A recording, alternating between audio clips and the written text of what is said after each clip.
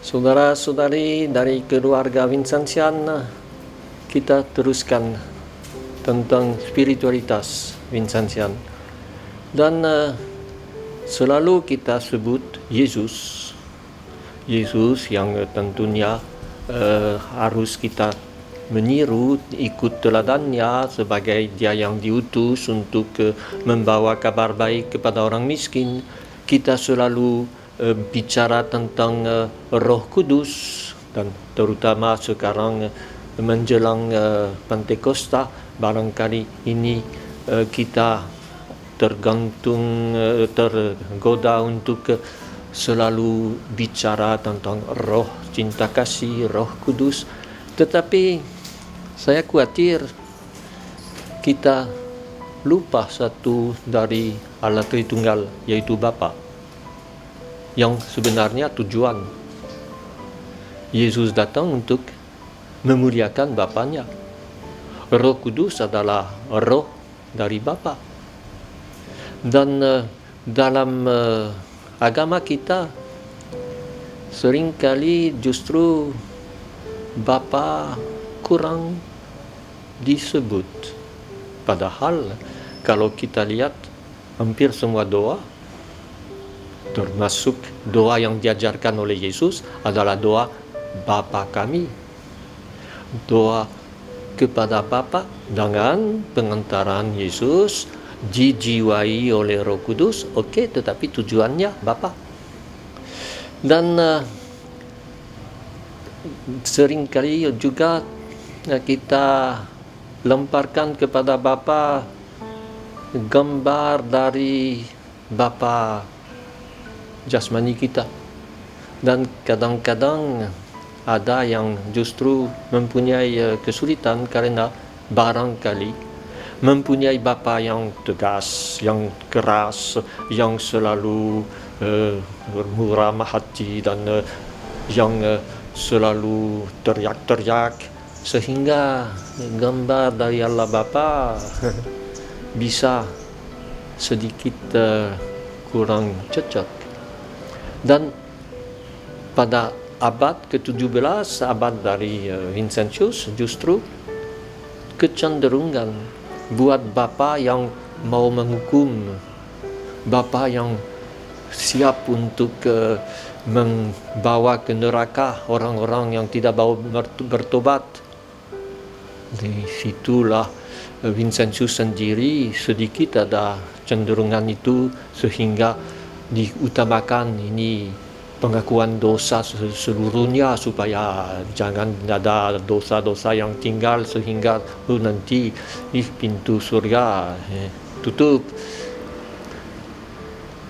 Tetapi kalau kita baca semua surat konferensi dari Vincentius, kita lihat bahwa dia punya suatu gambaran yang lain dari Bapa yang penuh kasih,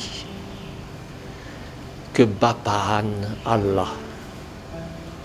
Kita orang Indonesia punya suatu keuntungan, kita selalu bicara tentang kerahiman, dan saya seringkali berkata, siapa yang punya rahim, laki-laki atau perempuan?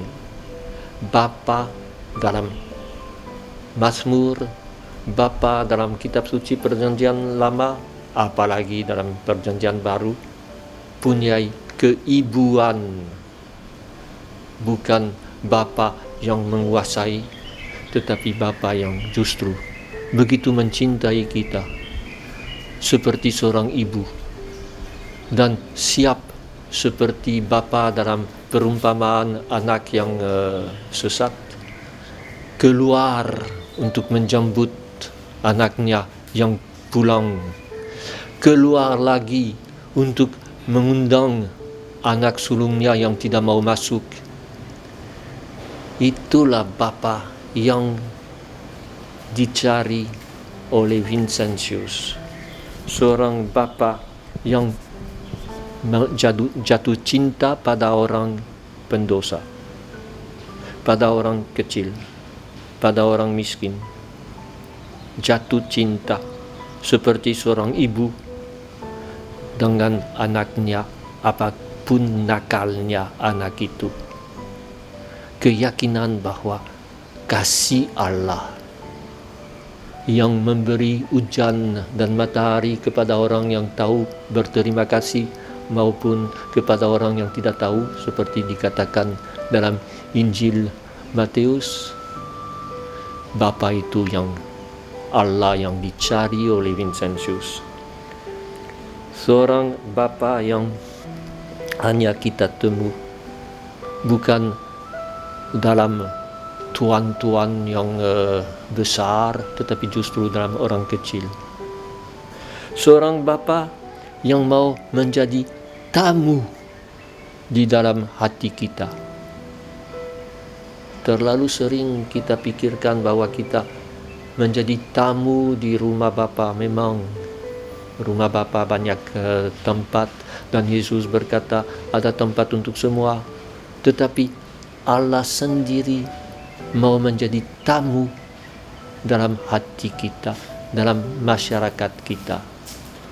Dan itulah yang inti dari spiritualitas Vincentian, memungkinkan Allah diterima. Bukan kita diterima dalam rumah Allah, tetapi Allah diterima dalam masyarakat kita, dalam komunitas kita, dalam orang yang menderita. Allah Bapa. Dan dengan demikian Allah selalu disebut sebagai belas kasihan dan penuh kerahiman. Saya sudah sebut tadi rahim. Kita beruntung punya kata itu yang sebenarnya kata Arab, tetapi yang mirip dengan kata Ibrani yang dipakai juga untuk kasih, yang datang temu dengan orang yang justru hilang, justru perlu dikasihani. Itu suatu Allah yang juga hanya mempunyai rencana untuk keselamatan, bukan rencana untuk membuat dia yang dihormati. Tentunya perlu kita hormati Allah, tetapi Allah pertama adalah yang punya rencana keselamatan. Dan selalu Vincentius hanya mau itu, apa rencana Allah, apa yang dikehendaki oleh penyelenggaraan ilahi. Dalam hal ini dia teruskan semua yang mendahuluinya, dia seperti Philip Neri, seperti yang disebut dalam zamannya. Pikirkan bahwa Allah adalah yang berencana menyelamatkan umat manusia. Justru Vincentius selalu menentang Jansenisme yang lahir pada waktu itu, yang menekankan Allah yang mau menghukum, Allah yang mau melihat dosa-dosa kita. Pasti Vincentius seperti kita sekarang waktu misa selalu ucapkan, ya Tuhan Allah, jangan memperhatikan dosa-dosa kami. Kita justru sadar bahwa dia mau supaya kita bertobat, tentu, tetapi bukan tunggu kita bertobat untuk datang mengasihi kita. Dia mendahului kita. Dia sudah ada, tetapi kita tidak kenal dengan dia. Seperti yang dikatakan oleh Santo Agustinus dan dikutip oleh Vincentius dalam konferensinya. Dulu saya cari Allah di luar, tapi dia sudah ada dalam hatiku. Dia sudah menjadi tamu dalam hatiku. Maka disitulah saya temunya. Dengan mengosongkan tempat untuk dia. Dengan membuat supaya kita menjadi tamu terhormat yang saya siap terima. Dan ini gerakan untuk siap terima juga adalah karya Allah, bukan dari usahaku. Maka bisa juga kita melihat Allah sebagai Dia yang menggemis kasih kita. Ini juga istilah ala Vincentian. Allah datang dengan berkata, berilah dirimu seperti seorang penggemis yang minta. Bukan menekankan, bukan memaksa.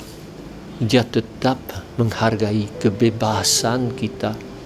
Tahu bahwa ada risiko besar kita lewat tanpa lihat, tanpa perhatikan, seperti orang kaya yang tidak lihat Lazarus di dekat pintu rumahnya.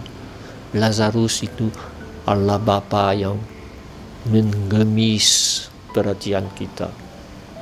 Dan oleh sebab itu, kalau kita menerima Allah Bapa seperti seringkali dalam konferensinya Vincentius omong dengan hati gembira, Allah sebagai matahari dalam hati kita, sebagai Dia yang akan menghinyakan semua kegelapan.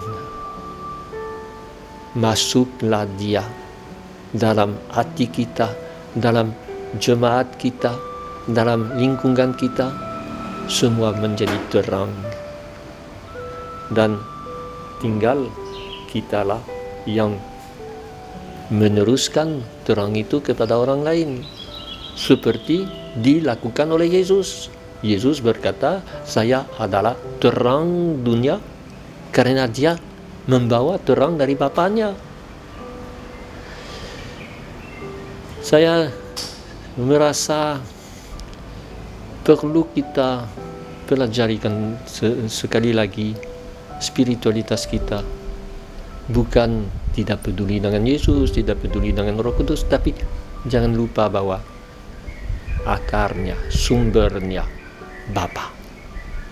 Dan Bapa yang mendahului semua, Bapa yang mengutus Yesus karena mencintai kita, Bapa yang mengutus Roh Kudus seperti diminta oleh Yesus dalam doanya dalam Yohanes bab 17, doa perpisahan Yesus dengan umatnya, dengan murid-muridnya, mengambil suatu spiritualitas di mana kita akan mencerminkan kebapaan Allah, keibuan Allah, bukan aturan-aturan. Perlu semua aturan itu, perlu semua perintah yang hafal doa ini, dan perlu. Tapi untuk apa?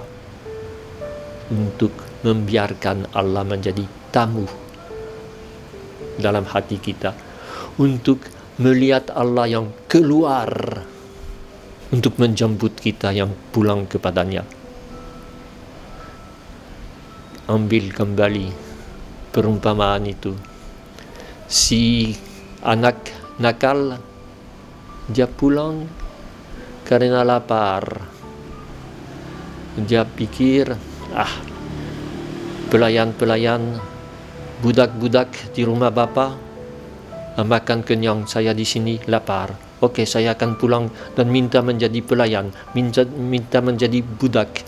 Dan waktu dia pulang, dia diterima sebagai anak terkasih, diberi pakaian, yang paling indah seperti dulu kepada Yosef sampai menimbulkan iri hati dari kakaknya. Tetapi dalam hal ini juga Bapa akan keluar dengan berkata, anak, ingatlah bahwa ini adikmu. Menciptakan kisah, menghilangkan semua iri hati, semua saingan, semua hal yang aku harus menjadi yang nomor satu, dan sungguh-sungguh meniru Bapa yang menerima kedua-duanya. Itu menerima yang sulung, yang selalu rajin, tetapi rajin ala budak, meniru ala Bapa yang menerima si kecil, bungsu, yang nakal, supaya kedua-duanya menjadi sungguh-sungguh anaknya. Ingatlah apa yang kita terima waktu dibaptis, menjadi anak-anak Allah. Apakah kita pikirkan indahnya? Apakah kita pikirkan luar biasa, tidak bisa dibayangkan? Kalau Adam dan Hawa diciptakan menurut gambar Allah, kita lebih lagi bukan gambar Allah, anak Allah. Dan ini yang selalu ditekankan dalam spiritualitas Vincentian, seperti pada umumnya dalam spiritualitas Kristiani. Sekali lagi, tidak ada istimewa, barangkali tekanan yang lebih sederhana, lebih dekat dengan realitas dan harapan kasih dan kerinduan kita untuk suatu hubungan dalam umat manusia yang bukan lagi hubungan saling melawan, tetapi saling mencintai sebagai anak-anak dari sebapa. Moga-moga kita belajar hal ini bukan hanya secara pikiran, tetapi dengan perilaku yang nyata.